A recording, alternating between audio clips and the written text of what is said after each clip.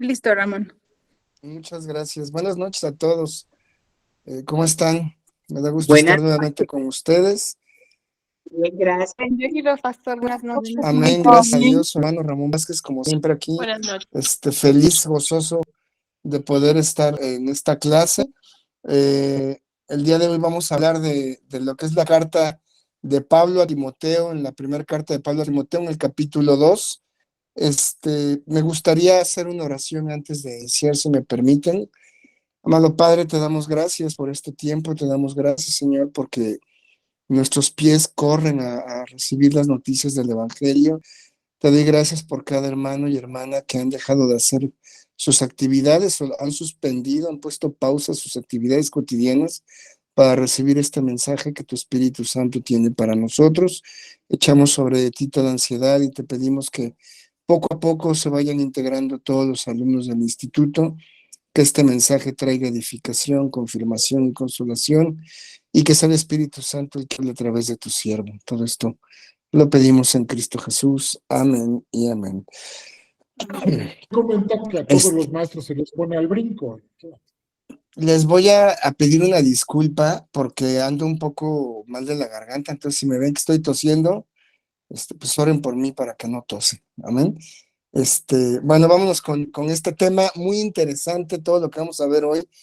Es una carta muy importante, de las 13 cartas que Pablo escribe. Se le escribe a Timoteo aproximadamente en el año 62 al 64. Después del primer encarcelamiento de Pablo en Roma, es que se escribe esta carta, y es dirigida a judíos y gentiles que se encuentran en esta zona donde está Timoteo, hablando de una eh, ciudad que, como todos sabemos, es Derbe, Licia, perdón. eh, Ahí estaba radicada el comercio de todos de la parte oriental de Asia, en la que, de la media parte oriental de Asia, perdón, en la que hay un comercio y hay un helenismo muy marcado. Se viene a dar un cristianismo un poquito carnal, y Pablo va a centrar esta carta en el capítulo 2 en 5 puntos importantes, que es llevar una sana doctrina de lo que es el Evangelio, llevar una vida correcta y santa como hijos e hijas de Dios, el evangelismo entre los hermanos, que es uno de los puntos importantes. Los líderes de la iglesia deben de recibir las instrucciones que Pablo está dando, y en toda la carta Pablo va a enfatizar de manera profunda, ya sea directa o indirectamente, en evitar las falsas doctrinas. Había muchos falsos maestros en aquella época, ya surgían muchos falsos maestros.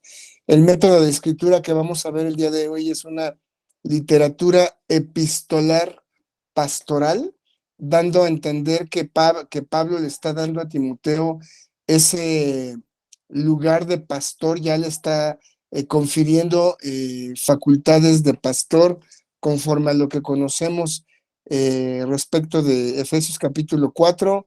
A unos los constituyó a profetas, a otros apóstoles, a otros maestros, a otros evangelistas. Y en este caso, Pablo ya le da ese título a Timoteo en todo el contexto del versículo 1 al versículo 13. Nos vamos a encontrar con una organización y adoración pública.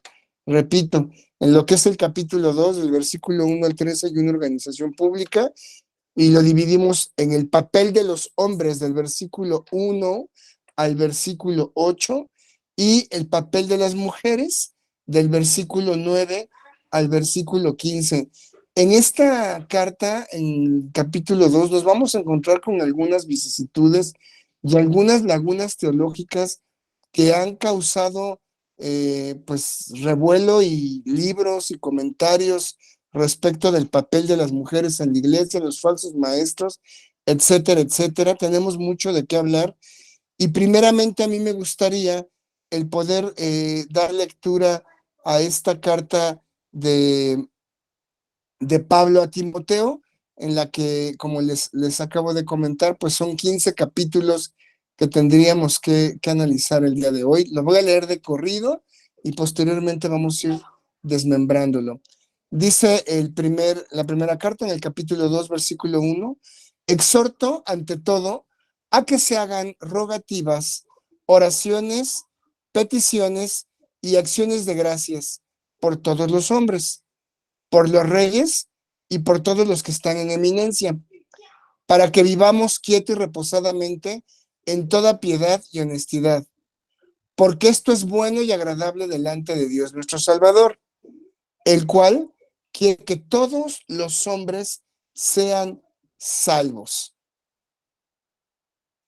y vengan al conocimiento de la verdad, porque hay un solo Dios y un solo mediador entre Dios y los hombres, Jesucristo hombre, el cual se dio a sí mismo en rescate por todos, de lo cual se dio testimonio a su debido tiempo.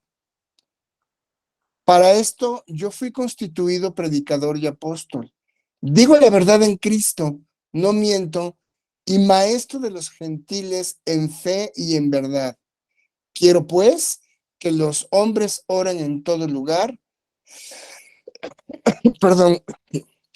levantando las manos santas, sin ira ni contienda.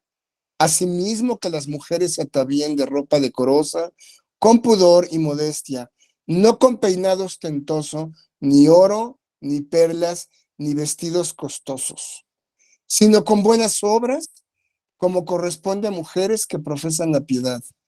La mujer aprenda en silencio con toda sujeción, porque no permito a la mujer enseñar ni ejercer dominio sobre el hombre, sino estar en silencio, porque Adán fue formado primero, después Eva, y Adán no fue engañado, sino que la mujer, siendo engañada, incurrió en transgresión, pero se salvará engendrando hijos, si permaneciera en la fe, amor, santificación, con modestia. Perdón. Bendito sea Dios por su palabra, amados hermanos y hermanas. Y vamos a empezar con el versículo 1, en el que Pablo está exhortando ante todo, a que se hagan rogativas, peticiones y acciones de gracias por todos los hombres. Algo que Dios ha buscado que cada cristiano haga en la redención a través del precio del pago de Jesucristo en la cruz, en ese derramamiento de sangre, es precisamente que cada uno de los hombres que están en Cristo, y llamando hombres al género humano, es decir, hombres y mujeres, se hagan este tipo de rogativas por toda la humanidad. Aquí nos encontramos en que Jesús pagó el precio del pecado de toda la humanidad y entonces está incluyendo a todos los hombres. En este modismo, ante todo, quiere dar a entender Pablo una traducción de primera importancia. Es decir, es importante, es primordial que se hagan oraciones para todos los hombres, controlando y, ojo, limitando, empezamos, la intervención de los falsos maestros en esta época.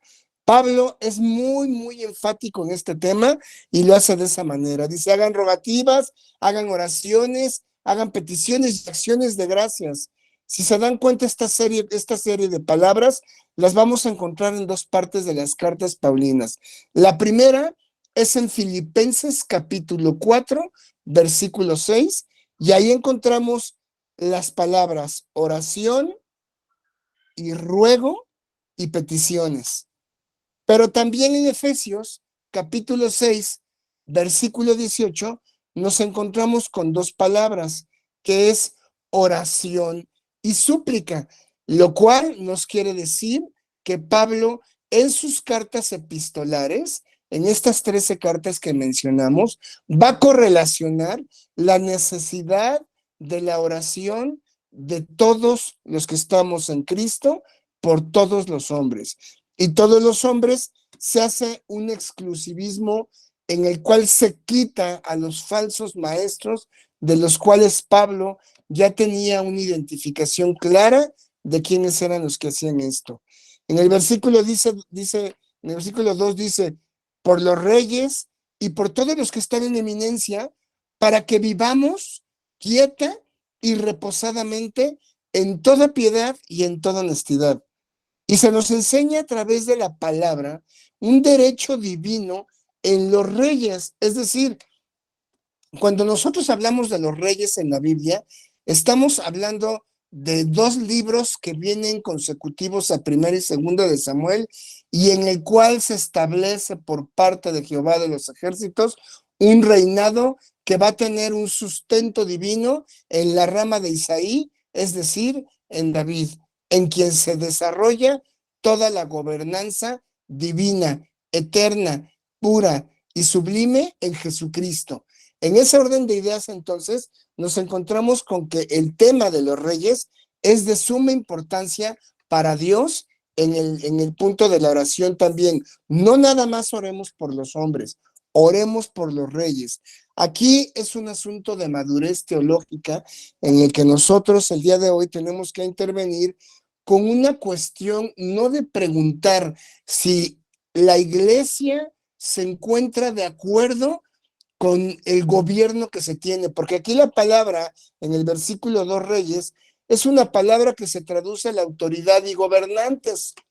Entonces, el mandato que se está dando es que hay que orar por las autoridades gubernamentales establecidas por Dios. Dios no nos está preguntando si estamos de acuerdo o no estamos de acuerdo. Yo creo, amados hermanos y hermanas, que el día de hoy vamos a tener una confrontación espiritual respecto de cómo estamos llevando nosotros nuestra vida cristiana, si es de manera piadosa, gratificante al Rey, o es una forma carnal e inmadura de la cual estamos haciendo. Aquí nos dice que debemos orar por el oficio gubernamental, siempre y cuando esté en la voluntad de Dios.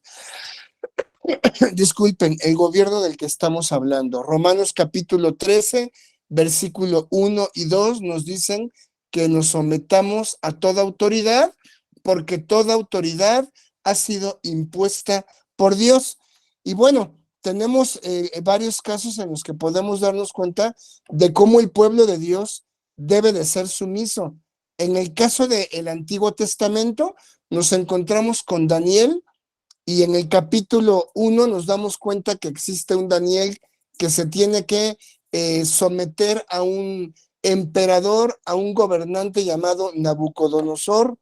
También nos encontramos en el capítulo 5 con un Daniel que tiene que someterse a Belsasar en la Neobabilonia, y después en Persia, Daniel se tiene que someter a un emperador o a un gobernante llamado Darío. Entonces, en los tres puntos, tanto de Nabucodonosor, de Belsasar y de Darío, nos encontramos con un hombre sometido a la palabra de Dios que está dispuesto a doblar las rodillas e interceder. Perdón. Tenemos a Esdras y tenemos a Nehemías que también se someten al reinado de Ciro cuando éste está como titular del gobierno persa. Sin embargo, en el Nuevo Testamento tenemos mejores ejemplos. Tenemos a Jesús, quien siempre demostró respeto por las autoridades. Mateo 17, capítulo 24, nos dice cómo él pagó el impuesto del templo, reconociendo a las autoridades civiles y religiosas como una sola. Tenemos también en Mateo 22, capítulo 15, cuando Jesús aboga por el pago del impuesto romano, siendo que era una imposición a precio de sangre que la tierra de Palestina tuviera que pagar una cantidad, como bien lo sabemos ya todos, a través de los impuestos que Roma le imponía a la tierra de Israel. Y tenemos en el capítulo 19 del libro de San Juan, versículo 11, cómo Dios le da toda la autoridad divina a una autoridad civil. De igual forma tenemos a Pablo, y Pablo en relación con los gobiernos, en el capítulo 13, vuelvo a repetir, del libro de Romanos, del versículo 1 al 5, nos dice en concreto que el creyente debe someterse a todas las autoridades civiles establecidas por Dios, militares y gubernamentales administrativamente. Es decir, nosotros, no sé qué opinarías de que en todas estas marchas que se han hecho en México, nosotros estuviéramos participando, cuando nuestra mayor participación es a través de la oración, a través de las rogativas, a través de un silencio distinto al de la sociedad. En Primera de Timoteo, capítulo 2, versículo 1-3, tenemos que los creyentes deben orar por las autoridades, y en el capítulo 3 del libro de Tito también se dice que los creyentes deben sujetarse a los gobiernos humanos. De tal manera, entonces, que entendemos que la piedad que debe de darse al gobierno en el cual habitamos los cristianos en el territorio que sea de la tierra es en el sentido de la voluntad de Dios para la humanidad. Es decir, la piedad es un acto de obediencia en el cual nosotros estamos actuando conforme al temperamento de nuestro amado Padre con amor hacia la humanidad y teniendo un sentido de reverencia, obviamente, hacia Dios, que es quien nos lo está diciendo. Siempre ocupando las palabras de reverencia, de santidad, de obediencia, de dignidad, de respeto, santidad y probidad. Ahí es donde nosotros demostramos la madurez espiritual, porque podríamos ser muy espirituales en la congregación o en los estudios o en el instituto, pero ¿qué tal si algún político no te cae bien o no te gustan sus decisiones o no te gusta su ideología de género que estamos viviendo ahorita en México? Un tema muy triste, muy deplorable, de mucho vacío moral y espiritual, en el que personas que trabajan en el gobierno, directamente en la Cámara de Diputados, pues son personas que tienen un problema de identidad y se visten como mujeres siendo hombres, y de hecho se han realizado operaciones para transformar su cuerpo. Entonces yo te preguntaría, ¿tú no orarías por ellos? Si no lo has hecho, te invito a que lo hagas, porque finalmente por gracia somos salvos nosotros, y si de gracia recibimos, de gracia debemos de dar. En el versículo 13 nos dice que es bueno y agradable delante de Dios todo esto, y Dios dice en el versículo 4 que Él quiere que todos los hombres sean salvos y vengan al conocimiento de la verdad. Es una voluntad general, divina y perfecta en la cual Dios derrama su salvación en toda la humanidad con la finalidad de que a través de Jesucristo y de su obra en la cruz, todos los hombres sean salvos. Entendiendo esto de una manera muy importante, nosotros no tenemos al Espíritu Santo como para, más bien no somos el Espíritu Santo como para saber quién es salvo y quién no. Tú y yo tenemos la obligación de orar y predicar el evangelio al que se nos atraviese, sin cuestionar si va a recibir o no va a recibir. Nosotros, amados hermanos, no somos el Espíritu Santo. Nosotros no tenemos esa facultad para saber si van a ser de nuevo o no van a ser de nuevo. La Biblia dice que es a través del fruto que se dará el desarrollo de la conversión genuina. Sin embargo, nosotros debemos de permitir que todos los hombres vengan al conocimiento de la verdad, porque dice, el cual quiere que todos los hombres sean salvos y vengan al conocimiento de la verdad. Esta palabra, conocimiento de la verdad, es epignosis, que es el conocimiento de una experiencia total y darle entendimiento para responder el evangelio con una aceptación de que Jesucristo es el Hijo de Dios y es el Rey de Reyes y Señor de Señores. Adicionalmente a esto, esta epignosis va a hacer que nosotros tengamos y recibamos esa descripción del Espíritu Santo para confirmar el verbo o el logos que es Jesucristo. ¿Cuál es la función del Espíritu Santo? Convencer al pecador de pecado, de juicio y de justicia. Y me voy a ir al versículo, uno de mis versículos favoritos de la Biblia, que es el versículo 5, y dice, porque solo hay un solo mediador, solo hay un solo Dios y un solo mediador entre Dios y los hombres. Jesucristo, hombre, versículo 6, el cual se dio a sí mismo en rescate por todos y de lo cual se dio testimonio a su debido tiempo. Te invito a que si no lo tienes marcado en tu Biblia, lo marques lo más que puedas, porque este es el fundamento de la mediación de Jesucristo para que tú y yo estemos en este lugar con la certeza de que tenemos vida eterna. Nos encontramos con un énfasis del monoteísmo. ¿Por qué hay un solo Dios? Romanos capítulo 3:30 dice, no, sí son de este mundo. Y que otro señor va aquí y que dice, ¿qué es eso? Y le digo, pues ese avión se bajó.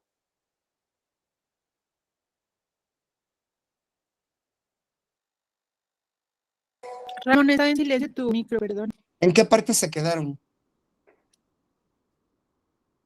Versículo... Romanos. Romanos Sí, Romanos. 3:30. Ah, súper. En Romanos Mientras no me digan 3:30. en el versículo 1, porque ya se nos amoló la cosa. Romanos 3:30 nos dice que Dios es uno, hablando del monoteísmo, hermanos, que Pablo le está diciendo a los gentiles en una parte lo que él cree como judío. Pero también en Deuteronomio capítulo 6, del versículo 4 al 6, conocemos el famoso Shema de Israel. Oye, Israel, Jehová nuestro Dios, Jehová uno es.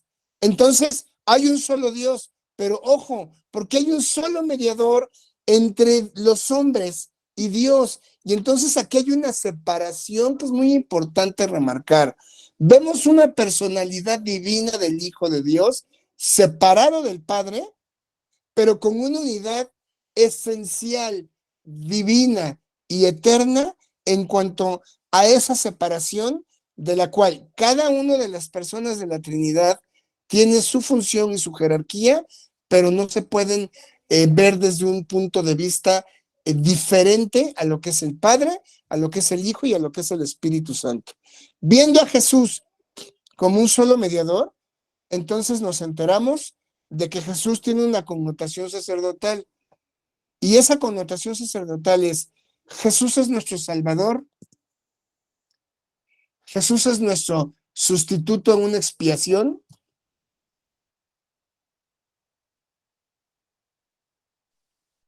Jesús es nuestro mediador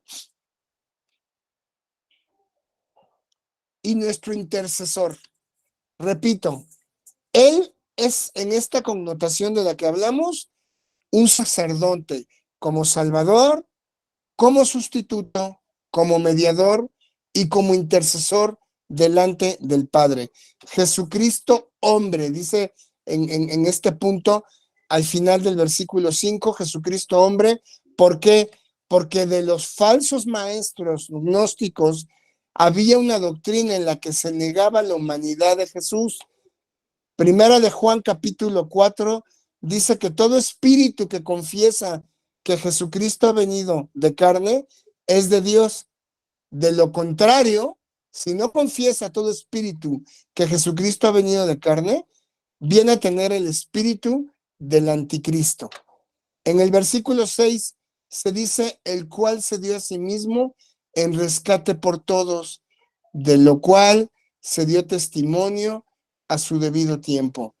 ¿Cómo no vamos a darle gracias a Dios, hermanos y hermanas, si el Padre envió al Hijo, quien con gozo tomó este llamado de muerte y de resurrección para dar su vida por toda la humanidad en un rescate? Y cuando hablamos de esta palabra rescate en el versículo 6, se refiere a que se está rescatando a un esclavo. Y en ese orden de ideas, cuando hablamos de un esclavo, hablamos de alguien que puede ser redimido a través de un amigo cercano, perdón, o de un familiar, pagando el favor del esclavo sin tener la misma obligatoriedad del juicio que corresponde al esclavo. Es decir, quien debe de pagar por esa libertad lo tiene que hacer convencido de que una no tiene pecado o no tiene juicio en contra de él como el esclavo al que acusan. Dos, tiene los medios para pagar al ofendido. Y tres, en cuanto adquiera la libertad del esclavo, lo dejará libre. Esa es la función, entonces, que dice el versículo 6, el rescate por todos, de lo cual se dio testimonio, es decir, ha sido testificado en un tiempo apropiado, fue atestiguado en el momento adecuado, con una prueba de tiempo preciso, en el momento asignado por el Padre, para que se diera testimonio de Jesús. Y Pablo dice, versículo 7, para esto yo fui constituido predicador y apóstol. Digo la verdad en Cristo, no miento, y maestro de gentiles en fe y en verdad. Entonces aquí nos damos cuenta cómo se confirma un llamamiento en la elección. Es decir, recordemos a un Saulo de Tarso que va a Damasco respirando amenazas en contra de todos los del camino. Disculpen, es derribado del caballo, es transformado, llega a sufrir una ceguera, una ceguera física, y posterior a ello un hombre llamado Ananías le da la vista nuevamente para que surja este nuevo hombre Pablo. El nombre Pablo era una forma peyorativa en el mundo romano de decirle a alguien pequeño. Dice la tradición judía que Pablo no era de gran estatura, por eso es que le pusieron Pablo y no Saulo. Sin embargo, encontramos que la característica del nombre de Pablo queda perfectamente con el apóstol, dado que él en todo momento se humilla y se hace menor al llamamiento en comparación con algunos otros hombres de la Biblia. Y aquí vemos cómo Pablo tiene un llamamiento, una elección, una designación divina para proclamar a Jesús y llevar su nombre a cada extremo de las regiones de aquella época. No por nada es el mejor escritor y predicador del Nuevo Testamento, usado en gran manera sin haber conocido a Jesucristo. Dice Pablo, yo fui constituido predicador y apóstol. Aquí hay algunos teólogos que disertan en cuanto a digo la verdad en Cristo y no miento. Es decir, ellos dicen, no puede ser que Pablo use esas palabras, porque en aquella época Pablo era reconocido, ya para la época de el 62, el año 62 después de Cristo, Pablo era reconocido como un gran predicador. Sin embargo, se dice que Pablo dijo esto precisamente derribando los argumentos una vez más de los falsos maestros que se encontraban en esta época. Dice Pablo en el versículo 8, quiero pues que los hombres oren en todo lugar, levantando manos santas, sin ira ni contienda. El creyente, amados hermanos y hermanas, debe de tener una actitud de oración, tanto en la vida pública como en la vida privada. No sé cuántas personas se acercan a ti en tu trabajo, de tu familia, de tus amigos de antes de que fueras cristiano, y te piden que ores por ellos. Si no se acerca nadie a pedirte que ores por ellos, quizás hay una situación que deberíamos de orar, porque nosotros somos luz en las tinieblas y normalmente la gente se acerca a nosotros sabiendo que puede encontrar en nosotros una dirección de oración. Entonces, viéndolo desde este punto de vista, en aquella época, siendo Medio Oriente, se les pide a los cristianos que cuando oren, eleven las manos. Pero ojo, que también controlen sus impulsos, tanto en la oración como los impulsos carnales, que eviten disensiones entre ellos y que en todo lugar, como dice Pablo, cuando oren, sea con temor y con temblor. Esta palabra todo lugar quiere decir que en aquella época había muchísimas iglesias domésticas. Recordemos que estamos hablando del tiempo en el que surge la iglesia primitiva. Y en este tiempo, muchas iglesias, por llamarles así, eran casas en las cuales se reunían muchos hermanos para poder recibir el mensaje de salvación. Y aquí vamos a entrar a un tema un poco álgido para algunas personas, pero bajo el liderazgo del Espíritu Santo y sabiendo que el Espíritu de Dios fue el que inspiró para escribir esta carta a Timoteo, el Espíritu nos va guiando a la verdad. Dice el versículo 9, asimismo que las mujeres se atavíen de ropa decorosa, con pudor y modestia, no con peinado ostentoso, ni oro, ni perlas, ni vestidos costosos. Para Pablo, hermanos y hermanas, en este momento en el que estamos hablando de la santidad y en el que estamos hablando de una comunión con Dios, la ropa tiene una gran importancia porque tanto el día de hoy como hace 2000 años, la ropa revela el corazón de las personas, ¿ok?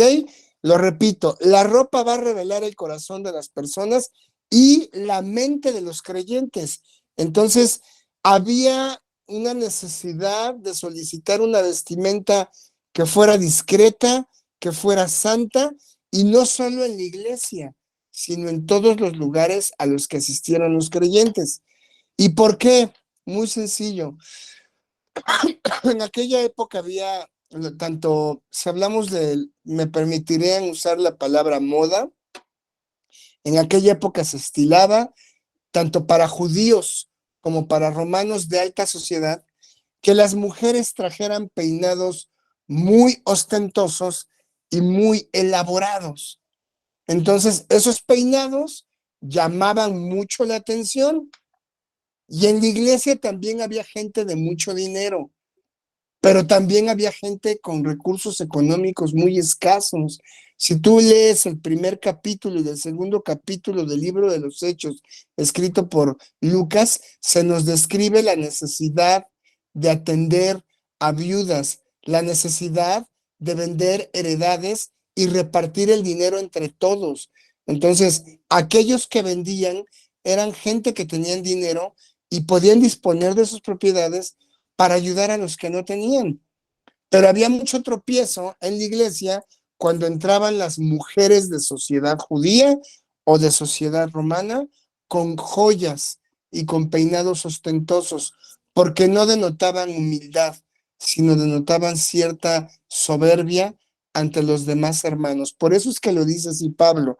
Yo creo que si somos maduros el día de hoy, digo, imagínate si tomamos esto a la literalidad del domingo en la congregación, va a llegar una hermana en pijama, con todo el respeto, porque va a decir, pues ya no me voy a arreglar. No, no, no.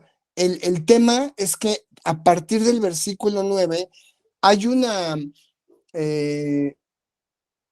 violentación verbal, se violenta y se quebranta la redacción en una forma en la que el hombre interpreta las normas conforme a su crecimiento espiritual. Y entonces eso hace que se prohíban las cosas conforme a lo que dice la Biblia. ¿Qué pasa en este tiempo también? Había un mundo helenista, como lo dije hace rato, y comenzaban aquellos matices y brillos de la famosa liberación femenina romana. Las mujeres empezaban a tener esa independencia de los hombres por dos razones. Una, porque había un gran número de hombres homosexuales y dejaban de tomar en cuenta a las mujeres y las mujeres empezaron a buscar su independencia adicional a que lamentablemente Romanos capítulo 1 versículo 18 nos dice que Dios entenebreció el entendimiento de estas personas para que hicieran actos contra natura. Entonces empieza ya a surgir este movimiento ideológico que vivimos en el 2023 y que es tremendo en todo el mundo, empieza a surgir desde esta época. En el versículo 10 dice Pablo que hagan buenas obras como corresponde a mujeres que profesan la piedad. Y en este caso, nosotros los creyentes, tanto hombres como mujeres, no somos siervos por las buenas obras, sino somos siervos para las buenas obras. O sea, lo que tú y yo hacemos, perdón, en el momento de ayudar, de orar y de interceder, es para lo que hemos nacido, para lo que Dios nos dio vida nueva, para que seamos gente que intercede, que interviene en la salvación de las almas y que hace buenas obras. Y ahí es donde las mujeres destacan grandemente siempre, porque tienen un corazón diligente, un corazón piadoso, un corazón bondadoso, y hacen obra de evangelismo como hijas de Dios, profesando la fe en Cristo Jesús. Y dice el versículo 11, entonces, la mujer aprende en silencio con toda sujeción. Obviamente estamos hablando de mujeres creyentes, estamos hablando de mujeres casadas, y debemos de considerar las costumbres de la época en la que estamos hablando. Es bien importante que tomen en cuenta todo esto que les estoy diciendo, porque les repito, a partir del versículo 9, perdón, del versículo 8, ha sido una serie de jalones y estirones, perdón por las palabras, entre muchos teólogos respecto de la interpretación que se viene a dar, en la cual es importante recalcar que los falsos maestros intervienen comúnmente en el desarrollo de esta carta para tratar de torcer las escrituras. Vamos a ver cómo era en el Medio Oriente el tema cuando hablamos de que la mujer aprende en silencio y con toda sujeción. Primero que nada, la mujer no podía estudiar la ley judía, no podía tampoco asistir a los estudios del mundo grecorromano, al famoso panteón grecorromano. Entonces, en ese sentido, el paso es para que las mujeres, cuando dice Pablo, la mujer aprende en silencio con toda sujeción, Pablo le está dando a la mujer la oportunidad, si me permiten el término, de que sí aprenda, pero en silencio. Y ahorita vamos a ver por qué. Ya se está invitando a la mujer a que intervenga en la iglesia a través de un aprendizaje bíblico. Y dos, en este texto debemos analizar que los falsos maestros ocupaban a las mujeres con una inmadurez espiritual muy marcada a fin de que ellas fueran voceras de un evangelio torcido. Entonces, Pablo, al ver a tantas mujeres predicando un evangelio torcido por la influencia de diversos falsos maestros, es que dice, la mujer debe de guardar silencio, debe de aprender en silencio y con toda sujeción a su esposo o al líder espiritual de la congregación o de la iglesia, de la eclesia, de la asamblea de los santos de la que estemos hablando. Esto es de acuerdo a lo que dice el comentario bíblico internacional de Gordon Fee respecto de los falsos maestros. En el versículo 12 dice Pablo, porque no permito a la mujer enseñar ni ejercer dominio sobre el hombre, sino estar en silencio. Y es importante que recalquemos las palabras griegas que está usando Pablo para poder entenderlo mejor. Se ocupa el verbo autenmeo, es A de Armando, U de uva, T de Tito, E de Eduardo, H de huevo, N de niño, M de mamá, E de Eduardo y O de Oscar. Autenmeo, que quiere decir uno que actúa bajo su propia autoridad. Y también quiere decir el que pone en dominio o el que domina. Es importante mencionarles que todo esto que estoy diciéndoles se los voy a mandar en una presentación para que ustedes lo tengan. Nos va a apoyar nuestra hermana Alejandra para enviárselos. Es muy bueno, los solicito que estén anotando, pero de todos modos esta información se les va a hacer llegar a sus correos. También Pablo ocupa la palabra apax legomenon.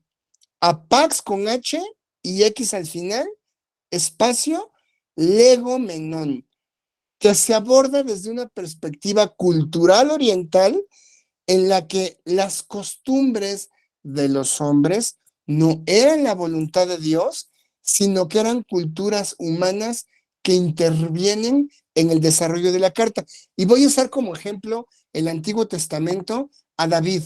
Dice la Escritura que David tenía 10 concubinas. Y si nosotros vemos Levítico, pues eso que David tenía sería en contra completamente de la voluntad de Dios. Sin embargo, de acuerdo a las costumbres paganas que se manejaban en aquel entonces, Jehová Dios permitió que David, siendo rey, tuviera 10 concubinas. Es decir, intervienen las culturas humanas, interviene ese tema humano de mala interpretación y hacen que se dé esta palabra apax legomenon. Yo lo traduciría como que un poco de levadura leuda toda la masa, ¿ok? Hay dos extremos en este punto. Los extremos se dividen en el Medio Oriente, que eran mujeres que no pueden hacer y que no pueden decidir, y ya viene una tendencia occidental. Y en esta tendencia occidental, la mujer puede hacer lo que quiere liberándose del marido o del yugo masculino. ¿Cómo era en el Antiguo Testamento esto? Bueno, recordemos, en Éxodo capítulo 20, 17 y Éxodo capítulo 21, 7, las mujeres fueron consideradas como una propiedad. También cuando una mujer hacía voto a Jehová, si el padre de la mujer no autorizaba el voto, se le quitaba ese voto anulado que era hacia Jehová. Lo vemos en el capítulo 30, versículo 1 al 3 del libro de Números. También nos encontramos con que las mujeres eran dadas en recompensa cuando había alguna guerra, pero también nos encontramos con algunas mujeres líderes. Es decir, Dios, esto es bien importante, hermanas, y es para ustedes con todo el amor en Cristo. Dios no está peleado con que la mujer tenga un liderazgo cuando el hombre está sentado. Tenemos a Miriam, y hablo de Miriam, bueno, en el orden del Antiguo Testamento al Nuevo, está Hulda, está Débora, está Miriam, la madre de Jesucristo, o María. Dios no está peleado con el liderazgo de la mujer cuando los hombres nos encontramos sentados.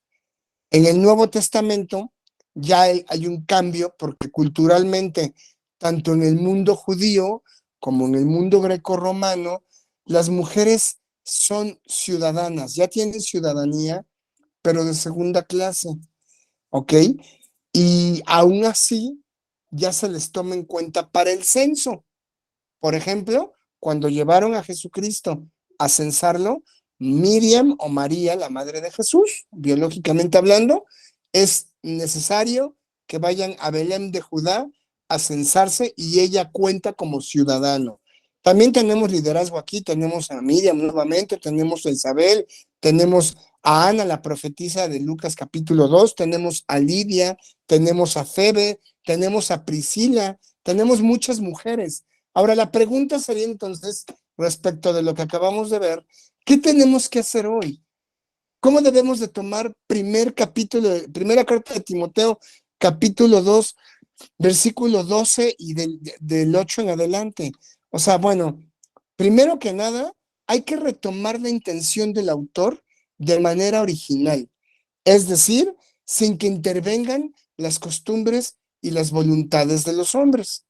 2, hay que tratar los textos que son inspirados por el Espíritu Santo y que son divinos en las condiciones de culto que Dios ha establecido, tanto en el judaísmo como en el mundo romano pagano. Es bien importante esto. De manera que yo lo aterrizaría así. Gálatas capítulo 3, versículo 27 dice, porque todos los que habéis sido bautizados en Cristo, de Cristo estáis revestidos. Ya no hay judío, ya no hay griego, no hay esclavo, no hay libre, no hay varón ni mujer, porque todos ustedes son uno en Cristo Jesús. Con esto podemos bajar cualquier discusión teológica que se pudiera dar con la mala interpretación de lo que estamos analizando. Concluiría con los versículos 13, 14 y 15, en los que prácticamente Pablo relaciona estos tres versículos. Es Gálatas 3, 27 y 28, para quien pregunte en el chat. Perdónenme. Pablo está viendo en el versículo 13, 14 y 15 una relación teológica, si me permiten el término, porque la teología no existía en los escritos antiguos, que se relaciona directamente con el capítulo 3 de Génesis y que también tiene que ver mucho con los falsos maestros. ¿Por qué? Versículo 13 al 15 dice, porque Adán fue formado primero, después Eva, y Adán no fue engañado, sino que la mujer, siendo engañada, incurrió en transgresión. Pero se salvará engendrando hijos si permaneciera en fe, en amor, en santificación y con modestia. Entonces, si lo vemos desde ese punto de vista, viendo esta analogía de la cual hablamos, se hace énfasis en que sí, Eva fue seducida para pecar por la serpiente a una rebelión y a una independencia. El mismo libro de Génesis, capítulo 3, nos dice que las mujeres también han caído en el querer, el deseo de su esposo, en tener la autoridad de su esposo. Y todo esto se remarca en el tiempo de Pablo y de Timoteo, porque los falsos maestros engañaban a las mujeres a fin de que ellas tomaran un estandarte de independencia. Las consecuencias de la caída son directamente relacionadas con la caída del hombre a través de la mujer, en una sumisión de la mujer y en su deseo hacia el marido, como lo acabo de decir, Génesis 3:16, pero esta acción independiente ha sido continua y ha venido creciendo. Ahora, sin duda, yo creo que uno de los pasajes más complicados de entender es el versículo 15, que dice, pero se salvará engendrando hijos si permaneciera en fe, amor, santificación con modestia. Lo vamos a dividir en dos. Algunos teólogos nos dicen, si la mujer llega a salvarse, es porque engendraría hijos y vendría a ser como la representación de Miriam o María cuando concibe a Jesucristo como su hijo en la carne. ¿Cuál es el mayor anhelo de una mujer? Hoy en día no es el ser madre, hoy en día lamentablemente no es el ser esposa, pero en aquella época lo más importante desde el Antiguo Testamento hasta el libro de los Hechos era que una mujer buscaba casarse y concebir hijos. Y aquí entonces Pablo dice, se salvará engendrando hijos.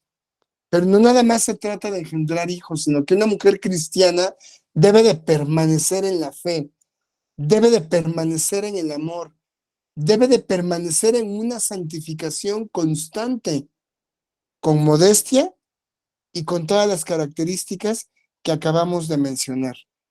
Entonces, amados hermanos, con esto concluiríamos los 15 versículos que nos dice la primera carta de Timoteo, capítulo 2, y procederemos, si ustedes lo permiten, a una sesión de preguntas y respuestas respecto de lo que hemos visto, y les doy el uso de la palabra.